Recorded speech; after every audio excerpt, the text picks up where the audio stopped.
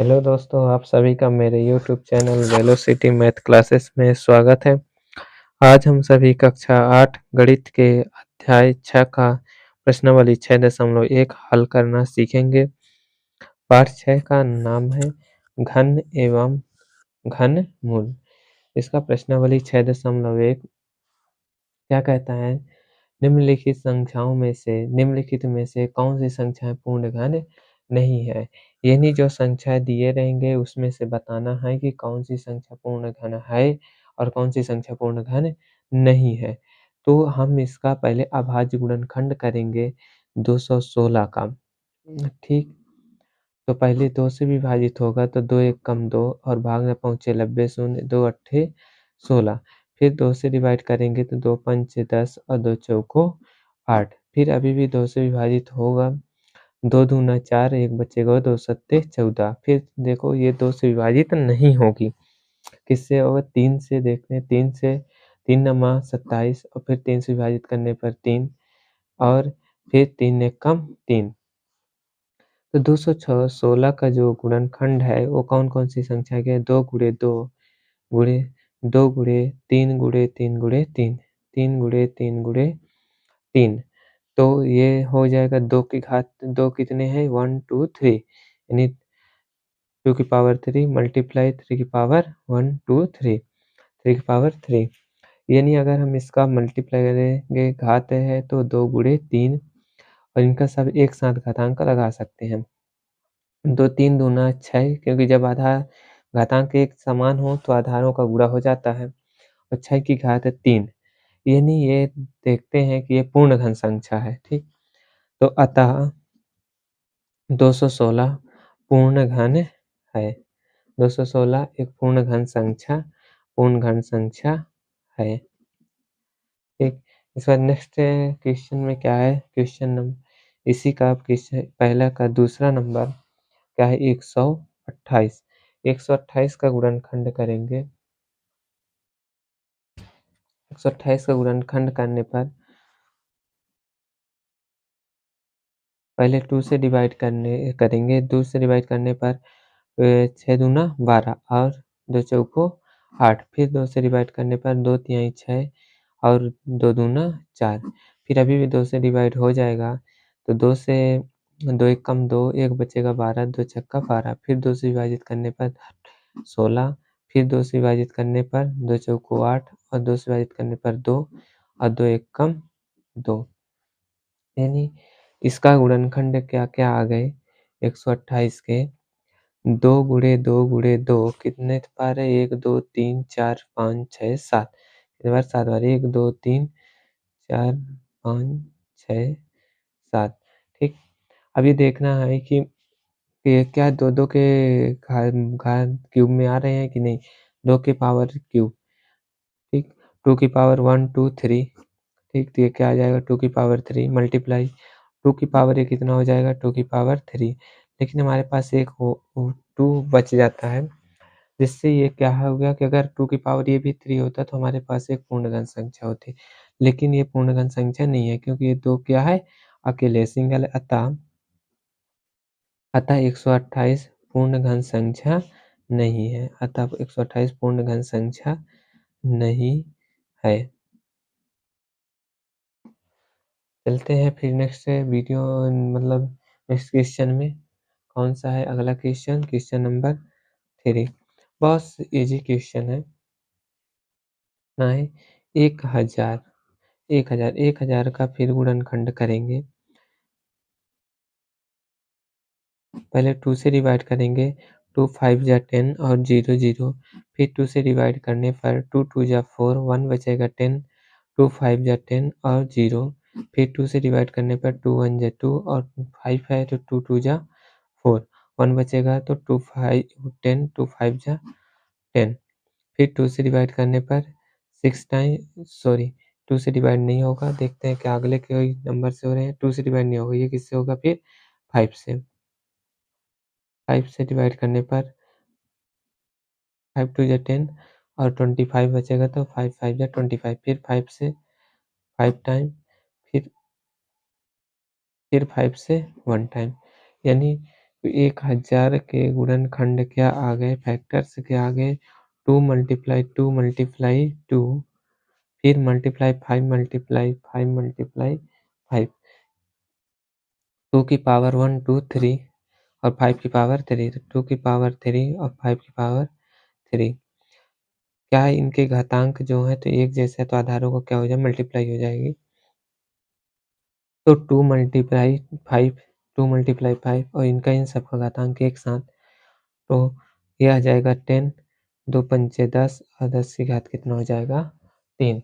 यानी ये भी एक क्या है, पूर्णघन संख्या है। अतः 1000 पूर्णघन संख्या है। अतः 1000 पूर्णघन संख्या है। अब अगला नेक्स्ट क्या है, चौथा नंबर, चौथा है इस 100 100। देखते हैं 100 का फैक्टर से निकालते हैं, गुणनखंड करेंगे 2 से डिवाइड होगा, 2 पंचे 10 और 0, फिर 2 से डिवाइड करने पर 2 दूना 4, 1 बचेगा, 2 पंचे 10, फिर 5 से डिवाइड होगा तो पचम 25 और 5 एक कम 5। तो 100 का गुणनखंड क्या हो गए, 2 गुणे 2 गुणे 5 गुणे 5, 5 गुणे 5, तो 2 की पावर 2 और 5 की पावर 2, यानी यहाँ पर 2 के किसी का भी 3 के घातांक में नहीं बन रहे हैं, कोई भी संख्या त्रिक नहीं बन रहा है, 3 के समूह में नहीं है, अतः यह क्या हो जाएगा, क्या है, पूर्णघन संख्या नहीं है। अतः 100 पूर्णघन संख्या नहीं है, पूर्णघन संख्या, 100 पूर्णघन संख्या नहीं है। इसके बाद नेक्स्ट अगला क्या है, पांचवा नंबर क्वेश्चन है, इसका अभाज्य गुणनखंड करेंगे और बताना है कि पूर्णघन संख्या है कि नहीं है। तो 46,656, पहले 2 से विभाजित करेंगे, 2 दूना 4 और 2 तिहाई 6, 2 तिहाई 6 और 2 दूना 4, 1 बचेगा तो 16 हो जाएगा, 2 अट्ठे 16, अभी भी इकाई अंक 8 है, इस 2 से विभाजित होगा, 2 एक कम 2 और 2 एक कम 2, 1 बचेगा, 13 2 छक्का 12, 1 बचेगा तो 12 और 2 छक्का 12, 2 चौको 8। अभी इसका इकाई अंक कितना है, 4 है, अभी 2 से विभाजित होगी, 2 पंचे 10, 1 बचेगा 16 हो जाएगा, 2 अट्ठे 16, 2 तिहाई 6, 2 दूना 4, फिर 2 से विभाजित करेंगे तो 2 दूना 4, 1 बचेगा, 2 नमा 18 और 2 एक कम 2, 1 बचेगा तो 12, 2 छक्का 12, अभी भी इसका इकाई अंक क्या है, 2, इसलिए अभी 2 से विभाजित होगी। 2 से विभाजित करने पर 2 एक कम 2 और 2 चौको 8, 1 बचेगा तो पंचे 10 और 2 अट्ठे 16, फिर 2 से भी विभाजित करेंगे, 2 सत्ते 14, 2 दूना 4, बचेगा 1 तो 2 नमा 18। फिर अब क्या 2 से विभाजित होगी, नहीं होगा, क्योंकि अब इसका इकाई अंक न तो 0, 2, 4, 6, 8 नहीं है। अब इससे देखते हैं 3 से विभाजित होगा, 9, 2, 1, 11, 7, 18, 18 3 से विभाजित होता है, इसलिए 3 से विभाजित होगी संख्या। तो 3 दूना 6, 1 बचेगा, 3 चौक 12 और 3 तिकाई 9, 3 से विभाजित करने पर 3 अठे 24, 3 एक कम 3, फिर हम 3 से विभाजित करेंगे तो कितना हो जाएगा, 3 दूना 6, 2 बचेगा, 3 सत्ते 21, फिर 3 से विभाजित करने पर 3 तिकाई 9 त्रिक 27, 3 से करने पर 3 तिकाई 9 और 3 एक कम 3। बताना है कि पूर्णघन संख्या है कि नहीं है। 46,656 का गुणनखंड क्या क्या हो गए, 1 2 3 4 5 6, 2 कितने हैं, 6 बार, 2 2 गुणे 2 गुणे 2, ठीक, 6 बार हो गए, फिर 3 कितने बार, 1 2 3 4 5 6, 3 भी उतने बार है, 3 गुणे 3 गुणे 3 गुणे 3 गुणे 3 गुणे 3, यानी 2 की पावर कितनी हो जाएगी, 2 घात 3, फिर 2 की घात 3, 3 की घात 3 गुणे 3 की घात 3। देखते हैं इन सब का घातांक एक साथ लिख लेंगे, 2 गुणे 3 गुणे 3, आधारों का गुणा कर दिए, घातांक एक बार लिख लेंगे, 2 दूना 4, और 4 तिहाई 12 और 12 दूना 24, 12 तिहाई 36, यानी ये किसका घन था? 36 का घन था। तो ये पूर्ण घन संख्या है। अतः 46,656 एक पूर्ण घन संख्या है। एक पूर्ण घन संख्या है। चलते हैं फिर नेक्स्ट कौन सा है? दूसरा फिर प्रश्न क्रमांक 2। क्वेश्चन नंबर 2 क्या कहता है? वह सबसे छोटी संख्या ज्ञात कीजिए जिससे निम्नलिखित संख्याओं को गुणा करने पर पूर्ण घन प्राप्त हो। मतलब ये संख्या जो दिए है ये पूर्ण घन संख्या नहीं है। इसमें कोई एक संख्या का गुणा करना है, छोटी से छोटी संख्या, जिससे हमें यह पूर्ण घन संख्या बन सके। ठीक, तो वही संख्या निकालना है। 243 का अभाज्य गुणनखंड करेंगे पहले। तो 243 क्या 2 से विभाजित होगा? नहीं होगा। 3 से देखते हैं, 4 3 7 2 9, हाँ 3 से विभाजित होगा। 3 8 24 और 3 1 कम 3। फिर 3 से विभाजित करने पर कितना आ जाएगा? 27 तिहाई 81। 3 से विभाजित करेंगे तो 9 त्रिक 27 और 3 से फिर विभाजित करने पर 3 तिहाई 9 और 3 एक कम 30। 243 का अभाज्य गुणनखंड क्या क्या हो गए? 3 गुणे 3 गुणे 3 गुणे 3 गुणे 3। हम यहाँ पर देख रहे हैं पूर्ण घन संख्या नहीं है, क्योंकि हमारे पास 3 के जोड़े बनना चाहिए। यहाँ पर 3 का जोड़ा नहीं बन रहा है, एक जोड़ा बन रहा है लेकिन अगला 3 का त्रिक नहीं बन रहा है। तो अभाज्य गुणनखंड में अभाज्य गुणनखंड 3, जो ये 3 है, 3 के समूह में नहीं आता। 3 के समूह में नहीं आता है। अतः 243 एक पूर्ण घन संख्या नहीं है। पूर्ण घन नहीं है। नहीं है। इसे जो है तो पूर्ण बनाने के लिए एक 3 का गुणा करना पड़ेगा। इसे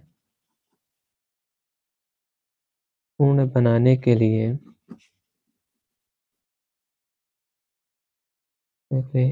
एक और 3 की आवश्यकता है।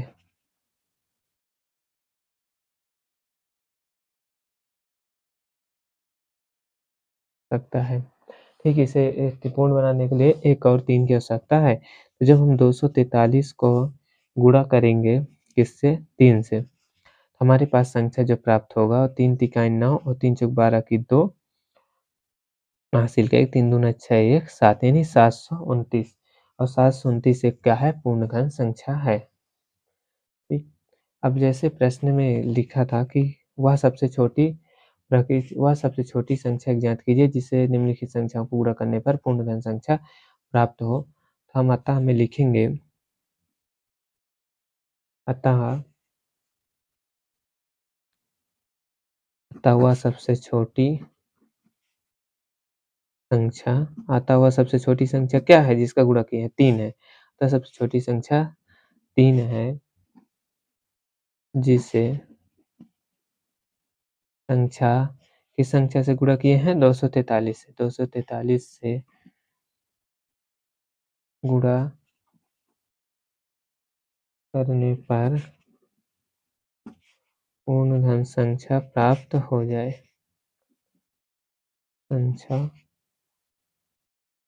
पूर्ण घन संख्या प्राप्त होगा। ठीक, अगला प्रश्न क्या है? दूसरा नंबर क्या है? 256। अब 256 का गुणनखंड करेंगे और सेम उसी तरह बताना है कि कौन सी संख्या इसमें गुणा किया जाए जिससे हमें पूर्ण घन संख्या प्राप्त हो। तो 256 का गुणनखंड करेंगे ऐसे, पहले 2 से विभाजित करेंगे, 2 एक कम 2 और 2 दूना 4, 1 बचेगा, 2 अट्ठे 16। फिर 2 से विभाजित करने पर 2 छक्का 12, 2 चौको 8। 2 से विभाजित करने पर 2 तिहाई 6, 2 दूना 4। फिर 2 से विभाजित करने पर 16 दूना 32, 2 से 8, फिर 2 से 2 चौको 8, फिर 2 से विभाजित करने पर 2 दूना 4 और 2 एक कम 2। तो हमारे पास 256 का गुणनखंड क्या आ गया? 2 गुणे 2 गुणे कितने टाइम? 1 2 3 4 5 6 7 8 1, 2, 3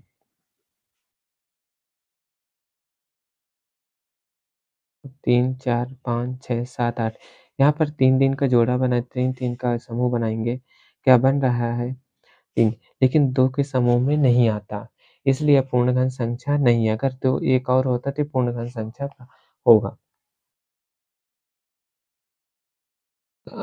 अभाज्य गुणनखंड 2 3 के समूह में नहीं आता, अतः 256 एक पूर्णघन नहीं है। इसे पूर्ण बनाने के लिए 1 और 2 की आवश्यकता है।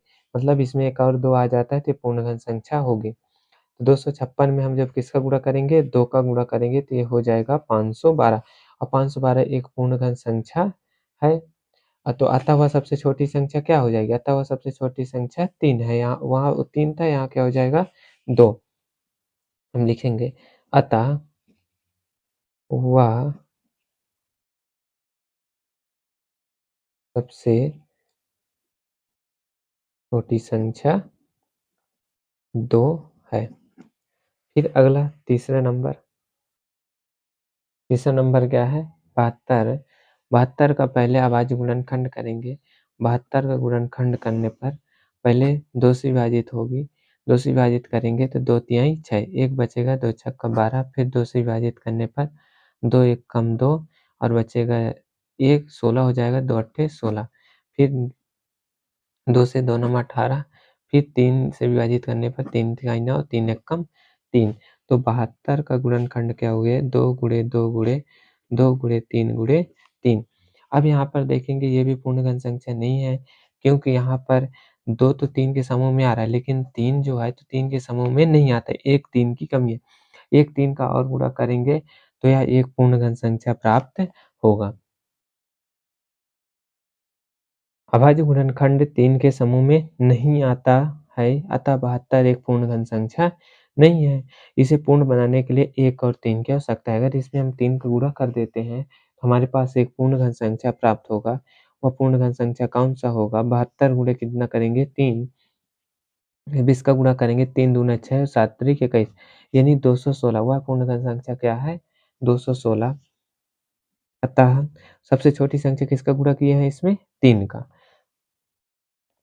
वह सबसे छोटी संख्या 3 है, जिसे संख्या 72 से गुणा करने पर पूर्णघन संख्या प्राप्त होगा। ये 216 जो प्राप्त हुआ, वो क्या है? एक पूर्णघन संख्या। अब अगला कौन-सा है? चौथा नंबर, चौथा प्रश्न क्या है? 675 यानी 675 को बताना है कि पूर्णघन संख्या है कि नहीं है और इसमें किस संख्या का गुणा किया जाए कि ये पूर्णघन संख्या प्राप्त हो। तो 675 का गुणनखंड करेंगे, 675 का गुणनखंड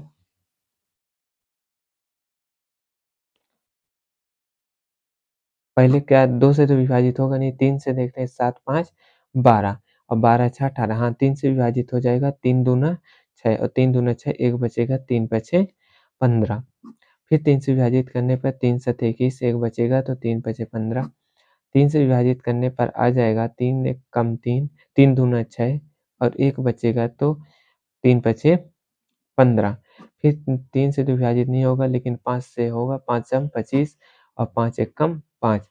तो अभाज्य गुणनखंड क्या-क्या हो गए 675 का 3 गुणे 3 गुणे 3 यानी 3 गुणे 3 गुणे 3 और गुणे 5 गुणे 5 संख्या क्या हो गए 5 गुणे 5। ये भी एक पूर्णघन संख्या नहीं है, क्योंकि 5 जो है 3 के समूह में नहीं आता। तो इसमें एक 5 की और आवश्यकता है जिसे गुणा करने पर हमें पूर्णघन संख्या प्राप्त होगा। अभाज्य गुणनखंड 3 के समूह में नहीं आता, क्योंकि 2 ही है 5 अभी 3 होता तो पूर्णघन संख्या होता। अतः 675 एक पूर्णघन नहीं है, इसे पूर्ण बनाने के लिए 1 और 5 की आवश्यकता है। अब 675 को हम 5 से गुणा करेंगे जिससे हमें एक पूर्णघन संख्या प्राप्त होगा। 675 को 5 से गुणा किया जाएगा तो आएगा पचम 25 की 5 हासिल का 2 और 5 सत्ते 35, 2 37 की 7 हासिल का 3 और 5 छक्का 30, 3 33 यानी 3375 हमारे पास एक पूर्णघन संख्या प्राप्त है। हम अतः लिखेंगे अतः वह सबसे छोटी संख्या क्या है? वह सबसे छोटी सबसे छोटी संख्या 5 है, जिसे संख्या 675 से गुणा करने पर 675 से गुणा करने पर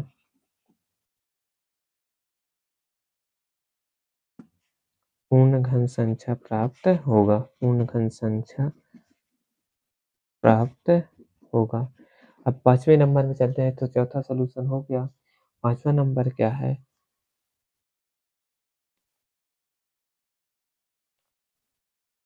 5 नंबर है 100।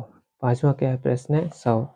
अब 100 को हम गुणनखंड करेंगे। 100 का गुणनखंड क्या हो जाएगा? पहले 2 से विभाजित करने पर कितना आएगा? 50।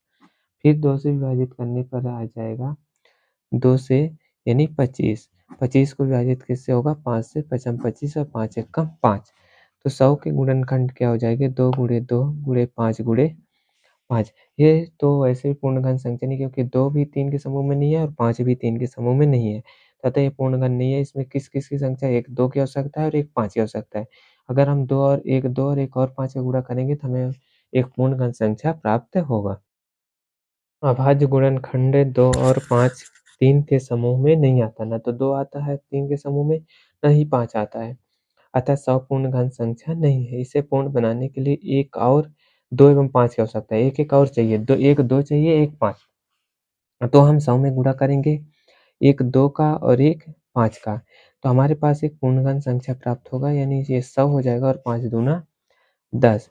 जब हम इसका गुणा करेंगे तो कितना हो जाएगा? 1000। 1000 जो पूर्ण घन संख्या है, अतः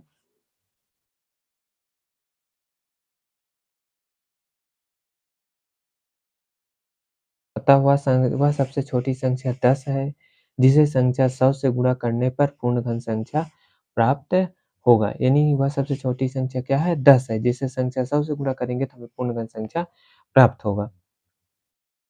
क्वेश्चन नंबर 3 क्या है? वह सबसे छोटी संख्या ज्ञात कीजिए, जिससे निम्नलिखित संख्याओं को भाग देने पर भागफल एक पूर्ण घन संख्या प्राप्त हो। यानी पूर्ण घन प्राप्त होना चाहिए। हमारे पास ऐसा कोई संख्या का है, जिसे हम इसे भाग देंगे, ठीक है? भाग देने पर हमें एक पूर्ण घन संख्या प्राप्त हो, ठीक?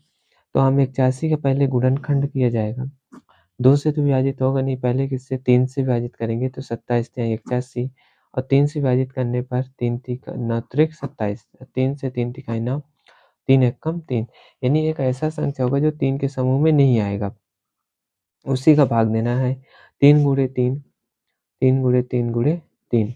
यानी अगर हम 3 के समूह में देखें तो 3 तो है, लेकिन एक 3 और है एक्स्ट्रा, इसका भाग देंगे तो हमें एक पूर्ण घन संख्या प्राप्त होगा।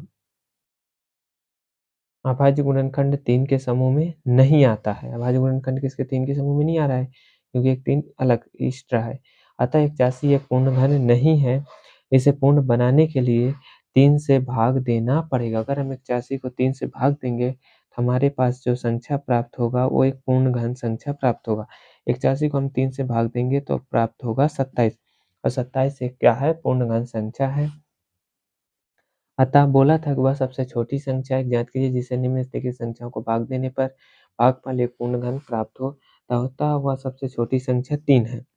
अतः वह सबसे छोटी संख्या अतः वह सबसे छोटी संख्या 3 है, जिससे जिससे संख्या संख्या कौन सा है? 81 को भाग देने पर पूर्ण घन संख्या प्राप्त होगा। पूर्ण घन संख्या प्राप्त होगा, ठीक। इसके बाद ये क्या है? हमारे पास क्या होगा? एक पूर्ण घन संख्या प्राप्त होगा। अब अगला दूसरा क्या है? दूसरा प्रश्न दूसरा नंबर का है 128। 128 है। 128 का पहले अभाज्य गुणनखंड करेंगे। 128 का पहले 2 से विभाजित करने पर 2 छक्का 12, 2 चौको 8। फिर 2 से विभाजित करें 2 तिहाई 6 और 2 दूना 4। फिर 2 से विभाजित करने पर 2 एकम 2, 1 बचेगा, 2 छक्का 12, 2 से विभाजित करने पर 2 अट्ठे 16, फिर 2 से विभाजित करने पर 2 चौको 8, फिर 2 से विभाजित करें 2 दूना 4, 2 एकम 2। तो 128 के गुणनखंड क्या-क्या हो गए? 2 गुणे 2 गुणे 1, 2, 3, 4, 5, 6, 7 यानी 2 गुणे 2 गुणे 2 गुणे 2 गुणे 2। 2 तो 3-3 के समूह में है लेकिन 2 ये अकेले है। यानी इसी का जोड़ा नहीं बन रहा है, यही इसी संख्या का भाग देंगे यानी 2 का भाग देने पर हमें एक पूर्णघन संख्या प्राप्त होगा। अभाज्य गुणनखंड 2, 3 के समूह में नहीं आता है। अतः 128 एक पूर्ण घन नहीं है, इसे पूर्ण बनाने के लिए 2 से भाग देना पड़ेगा।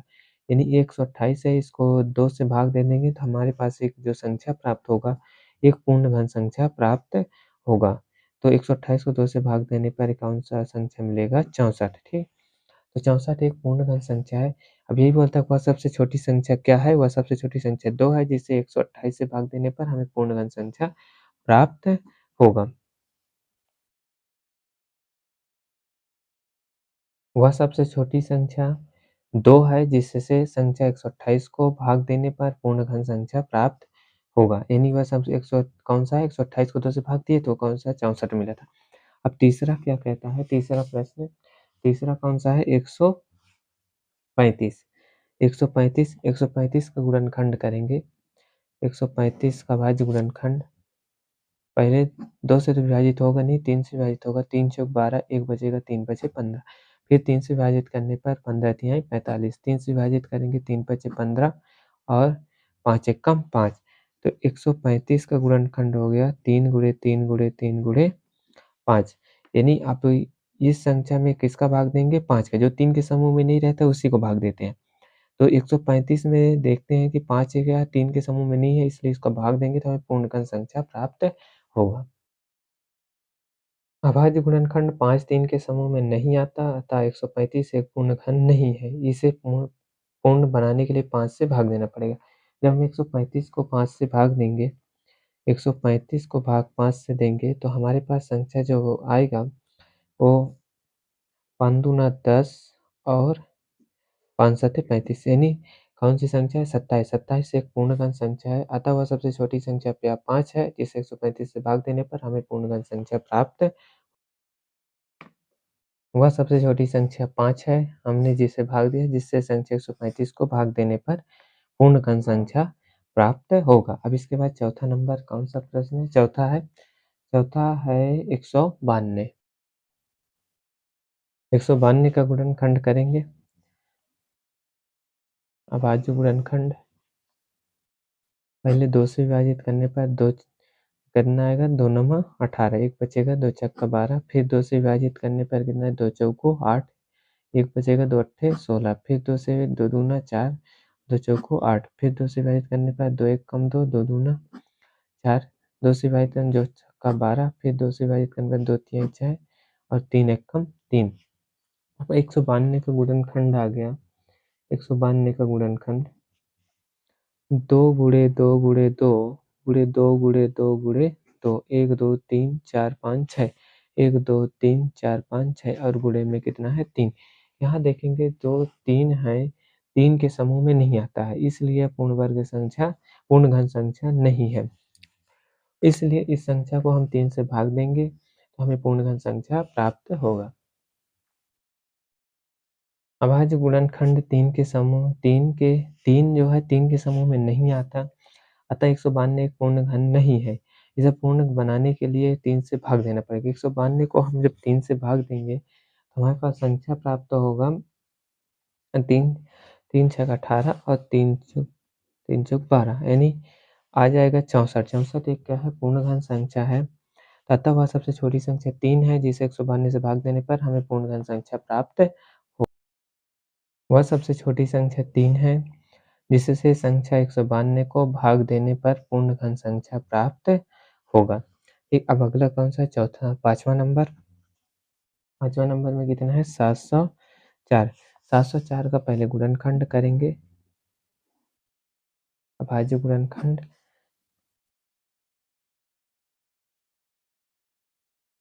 2 से विभाजित किया जाएगा, 2 से विभाजित करने पर 2 तिहाई 6, 1 बचेगा 2 पंचे 10, 2 दूना 4, फिर 2 से विभाजित करें 2 एक कम 2, 2 आएगा 15, 2 सत्ते 14, 1 बचेगा 2 छक्का 12, फिर 2 से विभाजित करने पर 2 अट्ठे 16, 1 बचेगा 2 अट्ठे 16, 2 से विभाजित करेंगे 2 चौको 8, 2 चौको 8, फिर 2 से विभाजित करने पर 2 दूना 4, 2 दूना 4, फिर 2 से विभाजित किया जाएगा तो 2 से 2 एक कम 2, 1 11 का 11 एक अभाज्य संख्या है जो स्वयं से विभाजित होगा। 704 के गुणनखंड हो गए। 2 कितने बार है? 1 2 3 4 5 6, 2 गुणे 2 गुणे 2 गुणे 2 गुणे 2 गुणे 2, 1 2 3 4 5 6 गुणे 11। 3 3 के समूह में 2 आते हैं, 11 3 के समूह में नहीं आता, इसलिए 704 एक पूर्ण घन संख्या नहीं है। 11 वह सबसे छोटी संख्या 11 है जिसे 704 से भाग देने पर हमें पूर्ण घन संख्या प्राप्त होगा। अभाज्य गुणनखंड 11 3 के समूह में नहीं आता, अतः 704 एक पूर्ण घन संख्या नहीं है। इसे पूर्ण घन बनाने के लिए इस 11 से भाग देना पड़ेगा, यानी 704 को 11 से भाग देना पड़ेगा तब कि हमें पूर्ण घन संख्या प्राप्त हो। तो 704 को हम 11 से भाग देंगे तो 11 से 11 छः 66 और 4 11 चौक 44, ठीक। तो जो 64 है एक पूर्ण घन संख्या है, तो वह सबसे छोटी संख्या क्या हो गई? 11, जिसे भाग देने पर 704 से भाग देने पर हमें पूर्ण घन संख्या प्राप्त होगा। अतः वह सबसे छोटी संख्या 11 है जिससे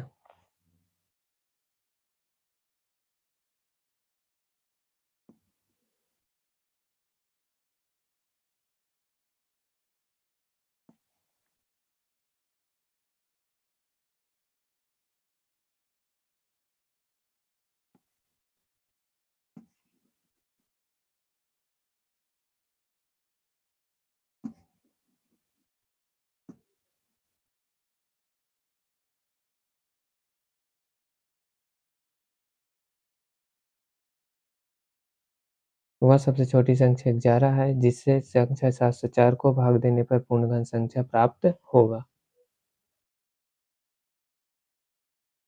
क्वेश्चन नंबर 4 है। क्वेश्चन नंबर 4 क्या कहता है? परीक्षित प्लास्टिन का एक घना बनाता है जिसकी भुजाएं 5 सेंटीमीटर, 2 सेंटीमीटर और 5 सेंटीमीटर है। एक घन बनाने के लिए इसे कितने घनाभों की आवश्यकता हो? यानी कुछ घन है, कुछ घन मिलाकर घनाभ है, घनाभ को मिलाकर हमें घन बनाना है। तो ऐसे कितने और घनाभ की आवश्यकता होगी जिससे हमें एक हमें घन बनाने के लिए कितने घनाभों की आवश्यकता होगी? तो हम हल करते हैं, कैसे होगा? जैसे क्या दिया पहले? प्लास्टिक के घनाभ का आयतन का सूत्र क्या होता है? घनाभ का आयतन क्या होता है? परीक्षित जो घनाभ बनाएगा उसका आयतन क्या होगा? परीक्षित के प्लास्टिसिन